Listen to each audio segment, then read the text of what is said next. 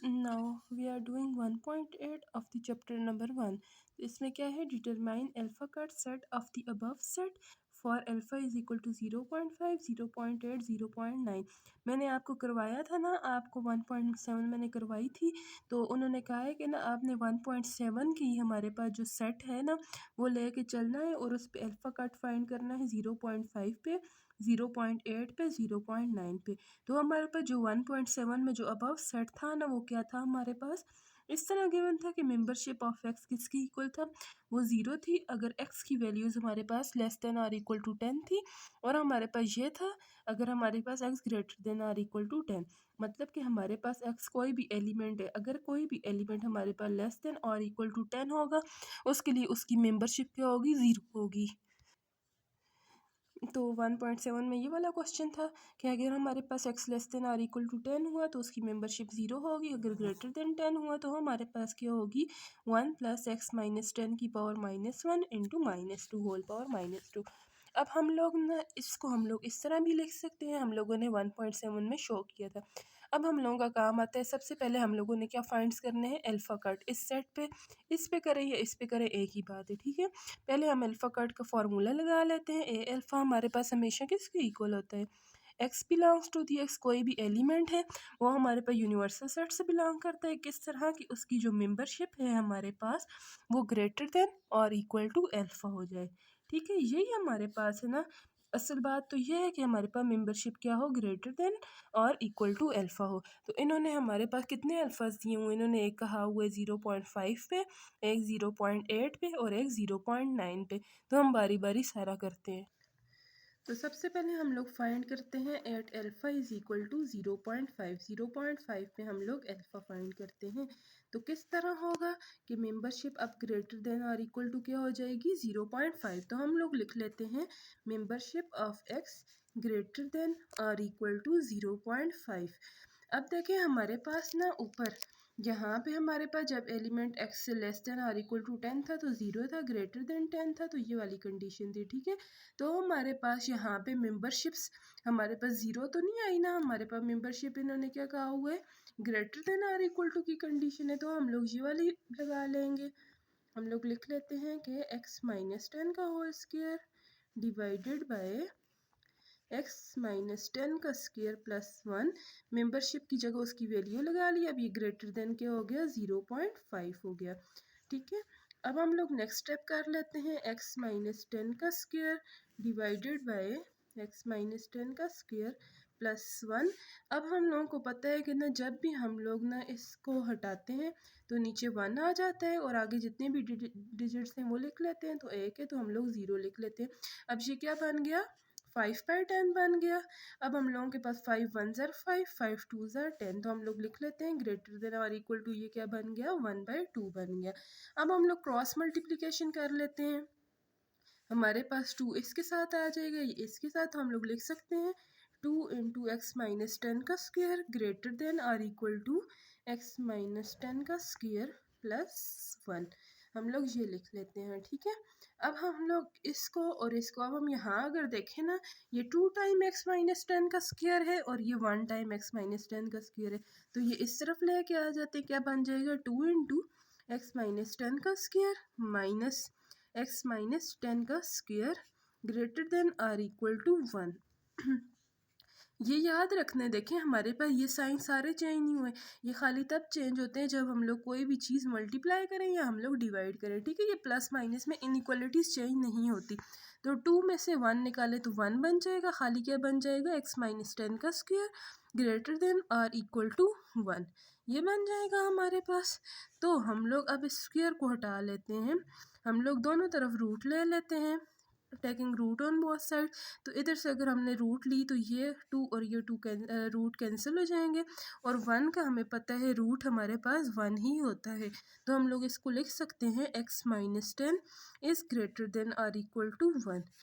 10 को उस तरफ लेके चले जाएँ तो क्या बन जाएगा, 1 प्लस 10, तो इसकी वैल्यू आ जाएगी x is greater than or equal to 11। So हम लोग अल्फ़ा कट किस तरह डिफाइन करेंगे, so A of 0.5 alpha cut हम लोग लिखते होते हैं। तो हमारे पास अल्फ़ा कट ऑफ 0.5 किसके इक्वल हो जाएगा, x belongs to the x such that, अब इसकी जगह हम लोग क्या लिख लेंगे, such that x is greater than or equal to 11। तो ये इसका पार्ट 1 हो गया हमारे पास at alpha is equal to 0.5 के लिए। Now the second part is कि अल्फ़ा हमारे पास क्या हो, 0.8 हो।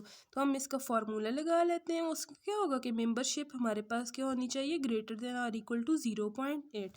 अब हम लोगों ने इसकी दो कंडीशंस लिखी थी ना, एक तो ये लिखी थी कि या हम मेंबरशिप को इस तरह डिनोट कर लेते हैं या हम इस तरह। अभी हम लोगों ने इस केस में क्या किया था, इस तरह हम लोगों ने किया था। अब हम चलें ये वाला ट्राई कर लेते हैं कि दोनों मेथड से देख लेते हैं, क्योंकि ये और ये एक ही जैसे है। हम लोगों ने खाली इसको थोड़ा सा सिंप्लीफाई करके लिखा है। तो हम लोग क्या लिख सकते हैं,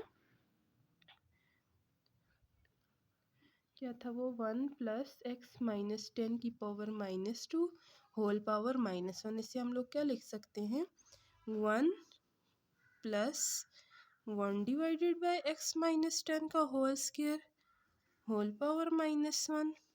ठीक है,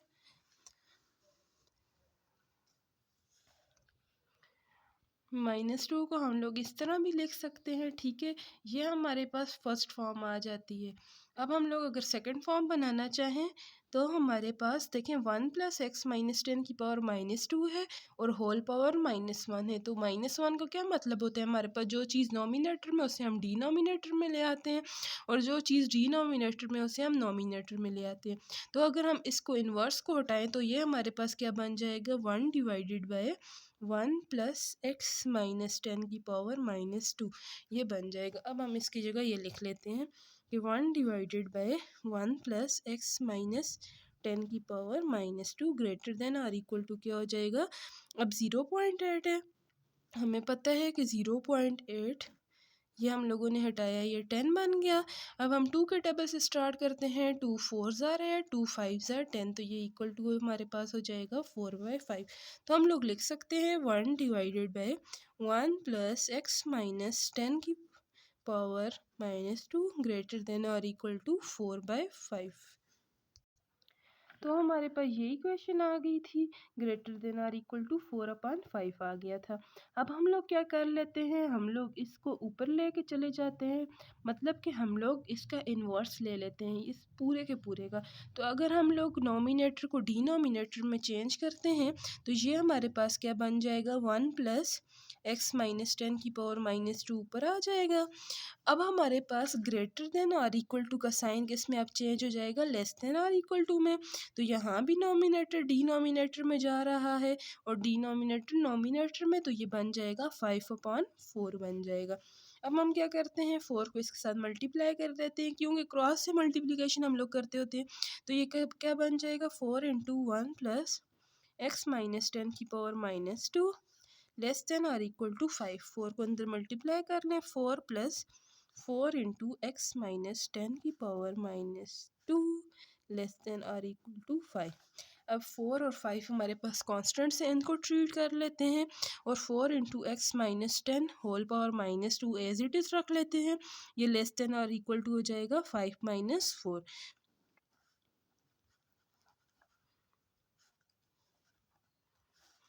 अब हमारे पास x माइनस 10 की पावर -2 में हमारे पास 4 हमारे पास इसके साथ मल्टीप्लाई हो रहा है, तो अगर उस तरफ चला गया तो क्या हो जाएगा, डिवाइड। तो हम लोग लिख सकते हैं x माइनस 10 की whole power -2 less than or equal to 1/4 हो जाएगा। अब हमारे पास 4 किसका कंप्लीट स्क्वायर होता है, हमें पता है कि 2 का कंप्लीट स्क्वायर क्या होता है, 4 होता है।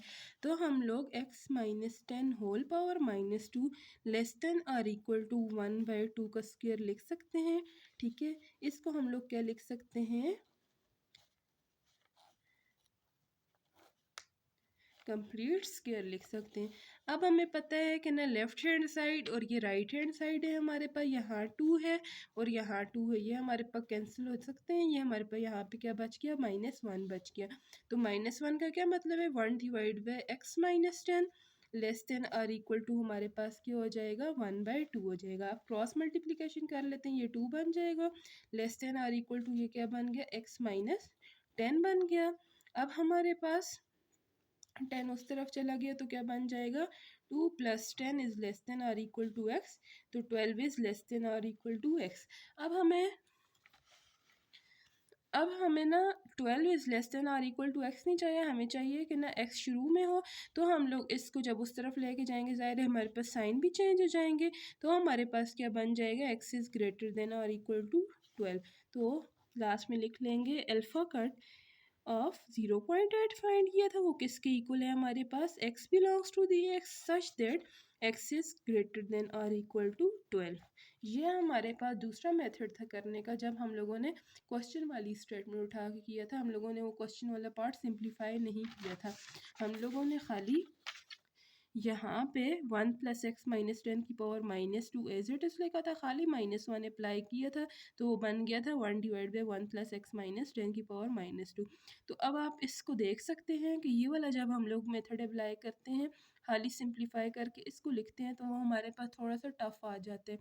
तो इस वजह से हम लोग वो दूसरे स्टेप्स करके दूसरी फॉर्म में लिखते हैं। Now part 3 is we have to find at alpha is equal to 0.9। तो क्या लिख लेंगे, ए अल्फ़ा का क्या फार्मूला होता है हमारे पास, कि x belongs to the x such that उसकी मेंबरशिप हमारे पास क्या हो, greater than or equal to alpha हो। यहाँ अल्फ़ा क्या है, 0.9 है, तो greater than or equal to 0.9। तो हम लोग लिख सकते हैं कि मेंबरशिप क्या हो, greater than or equal to 0.9। तो हम लोग दूसरी वाली फॉर्म लगा लेते होते हैं, जो कि क्या है हमारे पास, सिंप्लीफाई वाली x - 10 का whole square divided by x - 10 का whole square plus 1 greater than or equal to 0.9 को हम लोग क्या लिख सकते हैं, 9/10। तो हम लोग लिखते हैं 9/10। अब हम लोग सिंपली क्या कर लेते हैं, क्रॉस मल्टीप्लिकेशन कर लेते हैं। 10 किसके साथ हो जाएगा, x - 10 की power square greater than or equal to 9 into x - 10 whole power 2 plus 9 1s are 9।